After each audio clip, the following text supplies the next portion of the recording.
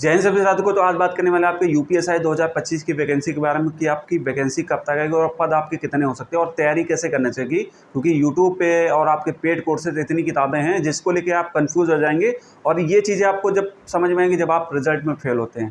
तो वो चीज़ें मैं आपके साथ शेयर करूँगा, क्योंकि किस गलती की वजह से मेरा 2021 में सिलेक्शन नहीं हुआ था यूपीएसआई में, वो सारे चीज़ें आपके साथ एक्सपीरियंस शेयर करूँगा।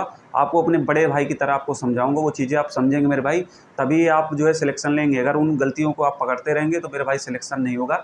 जैसे 60,244 में आप बाहर हो गए, वैसे आपका यूपीएसआई में भी वही हाल होगा, क्योंकि सिलेक्शन यहाँ से 2-3% का ही होता है 100 में से। तो वो चीज़ें क्या गलती आपको नहीं करना, कहाँ से आपको पढ़ना है और किस तरीके से पढ़ना है, सब कुछ आपको साथ एक्सपीरियंस करूँगा। किसको आपको कोर्स खरीदना चाहिए कि नहीं खरीदना चाहिए, सेल्फ पढ़ना चाहिए, सब कुछ बताऊँगा। क्योंकि बहुत से लोग हैं आएंगे आपको यहाँ, कोई आपकी सेवा करने नहीं आया, सब यहाँ आपका प्रॉफिट ही लेने आए। तो वो चीज़ें आपके साथ शेयर करने वाला हूँ। कैसे आप आपकी वैकेंसी को लेके, आपकी वैकेंसी कितनी आ सकती है और कब तक आपके ये जो है वैकेंसी आने वाली है। देखो, वैकेंसी को लेकर बात करें, जो कि अभी आपकी विधानसभा सत्र में बताया गया थी 5,177 पद आपके सिविल पुलिस में एसआई के खाली है। बाकी जो 1600 पद थे वो आपके सशस्त्र पुलिस के। सशस्त्र पुलिस कहाँ से जाते हैं, ये सिविल पुलिस के कुछ लोग रहते हैं, नहीं है तो ये पीएससी से सीधा होते हैं, जो ऑफिशियल पद होते हैं, ठीक है। उसकी वैकेंसी कोई नहीं आती, बस अंदर से ही वो होते हैं। तो आपकी लगभग ये पद है। बाकी अभी आपके 2 साल पहले जब आपका 2023 में भर्ती बोर्ड ने अध्याचन के एक ट्विटर हैंडल पे जानकारी दिया था, तो वहाँ पे आपके 3300 पद है। लगभग आपके ये पद बढ़ चुके। हो सकता है आपकी लास्ट वैकेंसी आते आते 6,000 के ऊपर भी पद हो जाए, क्या पता ये 7,000 भी पहुँच जाए। तो इसकी कोई लिमिट नहीं है कि कितना भी हो सकता है बढ़ के कोई, क्योंकि जब आपके 9,000 पद आए थे तो शुरुआत में वो 3,000 थी, 5,000, फिर सीधे बढ़ के 9,000 आ गए। तो भर्ती बढ़ सकती है, लेकिन हाँ 5,000 से नीचे नहीं आने वाली, ठीक है। अब आपका सवाल होगा कि भर्ती कब तक आएगी।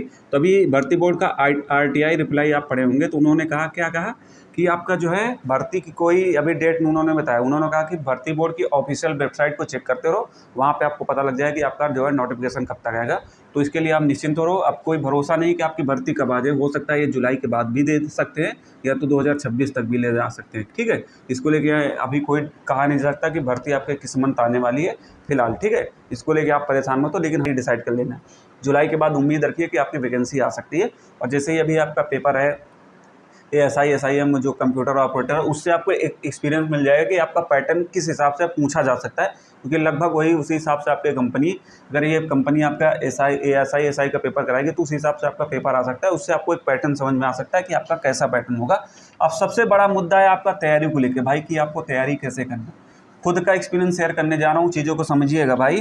देखो, अगर आप नए नए आते हैं तो जब वैकेंसी आती है तो आपको जो है बहुत तरीके से कोर्स आपको मिल जाएंगे, और मैं किसी का नाम नहीं लूँगा। मैं ये गलती मैं खुद किया था। जब वैकेंसी आई तो उसमें जॉब पे था, उस समय जानते हैं कितना मिलता है, लगभग ड्यूटी की है, किसी दिन थक गए तो पढ़ने का मन ही नहीं, कभी पढ़ हुआ ड्यूटी में समय मिला तो मैं ले लिया कोर्स उत्सुकता में, और पढ़ा के उसी के चक्कर में बर्बाद हो गया। 6-6, 8-8 घंटा क्लास लेता रहा, उसका कोई एक्सपीरियंस नहीं, और मैंने उसको दोबारा उठा के देखा भी नहीं। ये चीज़ें था जो मैं नोट्स बना रहा था। ये चीज़ें आपको नहीं करना है भाई। अगर आप कोर्स वगैरह ख़रीदना है तो अभी से ख़रीद के रख लो। जो आपकी कमियां हैं, आपको पता है कि मैथ में मैं वीक हूँ, रीजनिंग में मैं वीक हूँ, जीएस में वीक हूँ, तो आप उस चीज़ को अभी से सुधार लें। वैकेंसी के आने के बाद आपका केवल एक टारगेट होना चाहिए, रिवीजन रिवीजन रिवीजन और मॉक टेस्ट। इसके अलावा आपके पास कोई एक्स्ट्रा वर्क नहीं होना कि आप वैकेंसी आए तो आप सिलेबस पूरा करना बैठे। तो अभी से अपना सिलेबस को, जो भी टारगेट है, जहाँ से पढ़ना है, जिसका कोर्स लेना है खरीद लो। मैं किसी का सजेस्ट नहीं करूँगा। जिसको भी आपको समझ में आ रहा हो कि यूट्यूब पे बहुत से लोग हैं, नए से कोर्स खरीदना चाहते हो तो यूट्यूब पे इतनी क्लासेस फ्री हैं। बाकी आप टेलीग्राम पे मेरा जुड़ जाइएगा। मैं आपको जो बैचेस यूपीएसआई के हैं पुराने, वो प्रोवाइड करा दूँगा। उसके लिए आप टेंशन फ्री रहो, आप वहाँ से भी टेलीग्राम से कंप्लीट कर सकते हैं, जिनके पास बजट नहीं है, ठीक है। ये चीज़ है। अब वहाँ पे गलती देखो, पेपर के पैटर्न क्या होता है, टीचर अपने हिसाब से पढ़ाता है, लेकिन आप कभी टीचर के हिसाब से मत पढ़िएगा, क्योंकि टीचर क्या है, वो आपको पढ़ाता रहेगा, लेकिन पेपर जो है अनएक्सपेक्टेड आता है। जैसे कि आपने यूपी पुलिस कांस्टेबल में देखा होगा, अगर जो मेरी बात से सहमत होगा और देख रहा होगा वो उसको पता होगा, मैंने कहा था आपको मानसिक अभिरुचि के पीछे भाई पागल मत होना। मानसिक अभिरुचि आपके पेपर में नहीं आएगी, और वैसा ही हुआ आपके एग्ज़ाम में एक भी क्वेश्चन नहीं, और आपको पूरे यूट्यूब पे सभी टीचर बुक के ऊपर बुक पढ़ा रहे थे और आप पढ़ रहे थे। मैंने बताया था नहीं आएगी तो नहीं आएगी। वो क्या था, मेरा एक्सपीरियंस था। 2021 से मैंने सीखा हूँ, क्योंकि जो लोग जो है पढ़ा रहे थे उल्टा सीधा 16 के हिसाब से पढ़ा रहे थे ये चीज़ें, और एग्ज़ाम पैटर्न किस हिसाब से आया, आपका अलग ही लेवल का है। क्वेश्चन थे इजी, लेकिन टाइम टेकन थे, तो उसी की गलती की वजह से मेरा नहीं हुआ, क्योंकि मैं 2016 के पैटर्न के हिसाब से तैयारी किया था, थोड़ा हार्ड लेवल के एग्ज़ाम के हिसाब से क्वेश्चन किया था। ये चीज़ें होती हैं। उसमें जो कैलकुलेटिव क्वेश्चन आ गए और कुछ चीज़ें हुई, गलतियाँ हो गई, वही चीज़ें हैं क्योंकि टाइम के अकॉर्डिंग। तो यही चीज़ें आपको गलतियाँ नहीं करना है, एक अपना टारगेट डिसाइड कर लेना और कैसे पढ़ना है वो सब ये आपको समझाने वाला हूँ। देखो किताबों के लिए क्या करना है, आप बहुत सी किताबें मार्केट में ले सकते हैं, लेकिन जो सबसे बेस्ट हैं, जैसे कि आपका बात करें हिंदी के लिए, हिंदी के लिए आपके लिए एक ही बेस्ट बुक आपकी है राजपाल की। अगर वो बुक आपके पास होगी, बहुत से जो मैंने यूपी पुलिस कांस्टेबल में सजेस्ट किया तो वही उसी बुक से आप पढ़िए। उसके बाद एक यूथ की आती है, यूथ से भी आप कर सकते हैं। इनका सबका पीडीएफ टेलीग्राम पे है। यूथ से क्या होता है, इसके ऑब्जेक्टिव क्वेश्चन होते हैं जो आपके यूपी के अंदर एग्जाम हुआ, चाहे टीजीटी पीजीटी जो भी है उसके एग्जाम है, उसके सारे क्वेश्चन आपको इसमें ऑब्जेक्टिव मिल जाएंगे, तो बहुत अच्छे क्वेश्चन है। फिर दूसरा बात करते हैं आपके मैथ के लेके, क्योंकि हिंदी एक स्कोरिंग सब्जेक्ट है और मैथ में भी, क्योंकि मैथ में आपके लगभग 24 से 25 क्वेश्चन, 20 क्वेश्चन मैथ करेंगे, बाकी आपके रीजनिंग है। तो मैथ के लिए अगर आप बेसिक से पढ़ रहे हैं तो मेरे भाई एच.डी. यादव पहले ले लिए, अगर आप बेसिक से तैयारी कर रहे हैं, ठीक है। एच.डी. यादव बुक अगर आप ले लिए तो उसके बाद आप जो है फिर एक ले सकते हैं। अगर आपका कंप्लीट है बेसिक तो आप एसएससी की कोई भी मैथ की बुक ले सकते हैं, चाहे आदित्य रंजन सर की ले लीजिए या किरण की ले लीजिए या घटना चक्र ले लीजिए, कोई भी जो आप प्रीवियस ईयर बुक हो एसएससी वाली, उससे आप कंप्लीट कर सकते हैं। बाकी जैसे आरडब्ल्यूए के राहुल तेवतिया सर की वो भी बुक बढ़िया है, उससे मैं कंप्लीट किया हूँ अपना, तो इससे भी आप ले सकते हैं। बाकी एच.डी. यादव जो सबसे बढ़िया सी किताब है मेरे हिसाब से, जो कि आपको बेसिक अगर कंप्लीट करना है तो ये बुक आपके पास पहले होना चाहिए। बहुत बेसिक बुक है, इससे आप अपना समझ सकते हैं कि उस चैप्टर में कितने टाइप से आपके क्वेश्चन बन सकते हैं। वो सारे दिए गए ईजी थे, हार्ड लेवल। उसके बाद जब इसको कंप्लीट कर लेते थे फिर आपको मिक्स रिवीजन वाली किताबें एसएससी की प्रीवियस ईयर है, किरण हो गया, जो भी है उससे आप कर सकते हैं, ठीक है। ये आपका मैथ का डाउट ख़त्म हो गया। अब बात करते हैं आपके रीजनिंग को लेके। देखो रीजनिंग के लिए बहुत सी किताबें हैं रीजनिंग में। रीजनिंग के लिए देखो मेरे हिसाब से आपको किताबों की ज़रूरत नहीं पड़ेगी। आपको एक केपी सिंह की आती है, अगर आप बेसिक से पढ़ रहे हैं पहले बिना कोर्स के, तो केपी सिंह से अपना कंप्लीट कर लीजिए। फिर बाकी इससे कंप्लीट कर लेते हैं तो फिर आपको क्वेश्चन के लिए अन्य बुक है, जैसे कि विक्रमजीत सरवाली हो गए और किरण की हो गई और घटना चक्र, ये जो प्रीवियस ईयर हैं एसएससी की, उनसे आप बढ़िया से कर सकते हैं कंप्लीट। उनसे आपको जो प्रीवियस ईयर के सारे अच्छे से अच्छे क्वेश्चन आपको उन किताबों में मिल जाएंगे, ठीक है। तो रीजनिंग को लेके, क्योंकि रीजनिंग एक ऐसा सब्जेक्ट है जिस पे आप अपना स्कोरिंग अच्छा कर सकते हो। और चौथा आपका सब्जेक्ट बात करें आपके जीएस, जो कि आपके लिए सबसे ज़्यादा सिलेक्शन में कारगर होने वाली, क्योंकि यही होता है स्कोरिंग बूस्टर। क्योंकि अगर आप स्कोर अच्छा नहीं किए तो फिर आप मेरिट में डाउन हो जाते हैं। यहाँ सबसे इंपॉर्टेंट आपका होता है मूल विधि और पॉलिटी। 16 क्वेश्चन करीब आपके मूल विधि और पॉलिटी से आते हैं। देखो मूल विधि के लिए आपको क्या करना होगा, आप घटना चक्र ले सकते हैं या तो फिर आपकी यूथ पब्लिकेशन की, यूथ से बढ़िया से कर लीजिए पॉलिटी। और मतलब इसमें आपके प्रीवियस ईयर ही, अगर पिछली बार 54 शिफ्ट थी और 2016 को उठा लेंगे, अगर यही क्वेश्चन आप रट लेते तो मूल विधि इससे बाहर आपके नहीं जाने वाली है। इस बार थोड़ा बीएनएस है तो बीएनएस को आपको एक्स्ट्रा पढ़ना पड़ेगा। बाकी जो अधिनियम है, अगर आप प्रीवियस ईयर को कंप्लीट कर लेते हैं तो उससे आपके बाहर नहीं आने वाले हैं।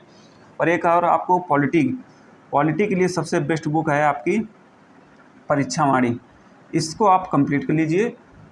इससे बाहर आपका क्वेश्चन नहीं बनने वाला, क्योंकि इसमें एक एक चैप्टर में 150-200 क्वेश्चन आपके ऑब्जेक्टिव दिए, जो कि आपके यूपी पीसीएस लेवल तक के क्वेश्चन हैं। मुझे लग रहा है इससे बाहर आपका क्वेश्चन नहीं बनने वाला। और बाकी एनसीईआरटी की कोई भी किताब आप ले सकते हैं, जैसे कि आपके मान लीजिए कोई महेश वनवाल की हो गया या लूसेंट हो गया, किरण हो गया, कोई भी किताब आप देख सकते हैं, लेकिन उसके साथ आपके पास होनी चाहिए ऑब्जेक्टिव। क्योंकि जब आप थ्योरी पढ़ लेते हैं ना, तो उसके डाउट क्लियर करने के लिए ऑब्जेक्टिव बुक होनी चाहिए, उससे आप अपना कंप्लीट कर सकते हैं। मुझे लग रहा है ये चीज़ आपको बुक से रिलेटेड सारी समस्याएं आपकी खत्म हो गई हैं। अब बात करते हैं आपके सिलेबस को लेके। सिलेबस में आपके कैसे आता है प्रीवियस ईयर को, देखो प्रीवियस ईयर को भी आपको लगाना है, लेकिन प्रीवियस ईयर के भरोसे मत रहें कि प्रीवियस ईयर में जैसे पैटर्न आया था पिछली बार आपका 2021 का पैटर्न को आप भूल जाइए। 2017 जो 16 में आपका पेपर हुआ था उसको टारगेट लेके चलें। इसको तो लेके चलना है, क्योंकि इस पेपर में बहुत चीज़ें खास नहीं हैं, लेकिन आपको जो मेन है आपका पेपर इसके हिसाब से आ सकता है इस बार, ठीक है। 21 के हिसाब से ना लेके आप 16 के हिसाब से अपना टारगेट बनाइए। और वहीं सिलेबस की बात करें तो मैथ में आपके 40 क्वेश्चन आपके पूरे नहीं होते। समथिंग आपके मैथ के 22 से 25 क्वेश्चन, लगभग 25 क्वेश्चन होते हैं, और बाकी 15 क्वेश्चन इसमें रीजनिंग के आते हैं। जीएस में 16 क्वेश्चन आपके पॉलिटी और मूल विधि के हो गए, बाकी 24 क्वेश्चन में आपका करंट हो गया। जीएस में इतिहास, भूगोल, ये सारी चीज़ें आपकी हो गई, ठीक है। और वहीं हिंदी में टोटल आपके 40 क्वेश्चन हो गए, रीजनिंग में आपके 40 क्वेश्चन हो गए इसमें, और वहीं टोटल आपके 160 क्वेश्चन रहेंगे। मार्क्स आपके 400 रहने वाले, पर क्वेश्चन आपका 2.5 नंबर का रहने वाला है। इस चीज़ को ध्यान रखिएगा, एक क्वेश्चन के आपको 2.5 नंबर मिलने वाले हैं। और वहीं बात करें निगेटिव मार्किंग आपकी अभी तक तो नहीं रहने वाली है, फिलहाल आगे कुछ पैटर्न अगर बदलाव करते हो सकता है। और 35% सेक्शनल आपको टेस्ट लाना अनिवार्य रहेगा कि मैथ में अगर आपके 35% नहीं आ रहे हैं, भले ही आप क्वालिफाई हो, कट ऑफ से नंबर ज़्यादा हो, आप फेल हो जाओगे। पहले एक क्राइटेरिया आपका 50% था, लेकिन पिछली बार चेंज हुआ और जीएस में आपका 35%, सब में 35% आपको लाने हैं। 35% तो आपका आसानी से आ जाएगा, ये चीज़ें। और एक और आपका डाउट बना है प्री और मेंस को लेकर। देखो अभी इसकी चर्चा चल रही है, जैसे कि आपके अभी जब यूपी के पेपर को लेकर नियमावली बनी थी कि उसमें जो है आपके 2 पेपर के लिए बात की गई, तो अभी ऐसा कुछ चर्चा नहीं है। अगर आपके प्री मेंस वाला होगा तो फिर आपकी वैकेंसी मान लीजिए फिर 2026 में ही आएगी। अगर प्री मेंस वाला अगर ये हुआ तो 2026 के पहले फिर आपकी वैकेंसी नहीं आएगी, अगर प्री मेंस का सिस्टम इस बार हुआ तो।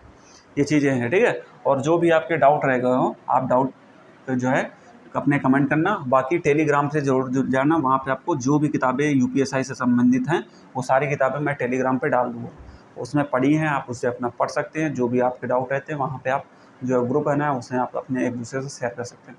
बाकी और कोई भी डाउट है तो आप कमेंट करने, नहीं पर्सनल मुझे इंस्टाग्राम पे मैसेज कर लेना। वहीं एज लिमिट को लेके आप डाउट होगा तो कि एज लिमिट आपकी अगर इस साल आपकी आएगी तो 1/7/2025 से ही डेट आपकी काउंट होती है। यूपी के अंदर कोई भी भर्ती आए, अगर ये आप मान लीजिए जनवरी में आती है तो या आपकी 26 से हो जाएगी, ठीक है। उम्र सीमा आपकी 21 से 28 वर्ष रहेगी जनरल में, मेल और फीमेल के लिए, ठीक है। और ईडब्ल्यूएस में जो भी हैं मेल और फीमेल, वहीं सभी एसटी को आपको 5 वर्ष की छूट मिलने वाली है, ओबीसी SC ST को, ठीक है। यहाँ पे महिला और पुरुष की एज समान होती है, जैसे यूपी पुलिस कांस्टेबल में 3 वर्ष अधिक होती है, महिलाओं के 18 से 25 होती, लेकिन यहाँ पे आपकी 21 से 28 रहेगी, ठीक है। ये डाउट आपका क्लियर हो गया। बाकी और कोई भी डाउट हो तो आप कमेंट